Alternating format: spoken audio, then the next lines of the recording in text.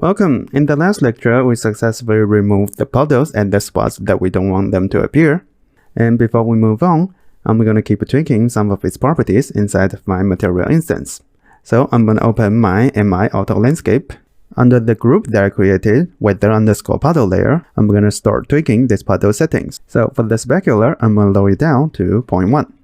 And for the brightness, I'm going to try a value of 0.3. Alright, I think they look much better this way. And the next issue that we need to solve. So now if I select my BP Dynamic Sky and scroll down to Weather preset, and I change this from DA Rainy to DA Sunny, I can still see puddles in my level. And same thing goes for Snowy. If I change this to DA Snowy, I'll still have puddles in my level. And this is just not very good. And to fix this issue, I'm going to change this back to DA Rainy. We'll need to go back to our parameter collection, this weather properties, and we'll need to create a new scalar parameter. So I'm going to click this add button to add one more. And for the new one, I'm going to call it is raining. And a default value of 0 is fine. Then I'm going to hit save. And next thing, we'll need to modify our material. So I'm going to go back to my material function, weather, and open this generate rainy weather puddles. So inside of this material function, we'll need to access the parameter that we just created. So I'm going to right mouse button click and type in collection. Select this collection parameter. Then fill in this NPC weather properties and access this parameter is raining. After that, I'm going to hold down M on my keyboard and plug this one into socket B and plug the mask into socket A.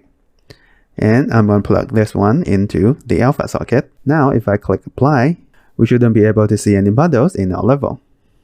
And this is my end result. And to bring them back, that's something we need to do in our blueprint. So I'm going to go back to my BP Dynamic Sky, and I'm going to select my construction script, right mouse button click, and close tabs to the right. Then I'm going to double click to open this handle weather settings, and that's something we need to do after this rainy pin. For that, I'm going to create a new macro, and I'm going to call this macro toggle rain. Then place it into its own category, weather settings. Then first thing, I'm going to right mouse button click and type in set scalar parameter value. And connect this pin to inputs, connect this one to outputs. And for the collection here, I'm going to select our weather properties. The parameter name, I'm going to select this is raining. And for this value here, I'm going to drag this pin out and type in select and use this select float. And for this boolean input, I'm going to connect this one to the inputs. Then I'm going to change its name to should show. And when this boolean is true, a value of 1 will go through. When it's false, a value of 0 will go through. Then I'm going to click compile and go back to my handle weather settings. I'm going to drag out this macro toggle rain and place it in here. Connect this pin to here and take this should show. Then I'm going to duplicate this macro. Then untick this should show when this snowy pin fires. Connect this pin to here and duplicate it again and connect this one to here. So when the sunny pin fires, this should also be false. And now if I click compile, go back to my level, I have my puddles back. And now if I change this to DA Sunny, I will no longer see puddles in my level, and same thing goes for Snowy.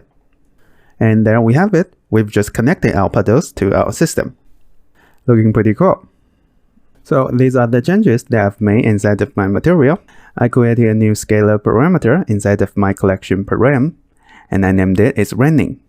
And I'm using this value to toggle our puddle mask on and off. Besides this, inside of my blueprint, I also created a new macro called toggle rain, and these are the nodes inside.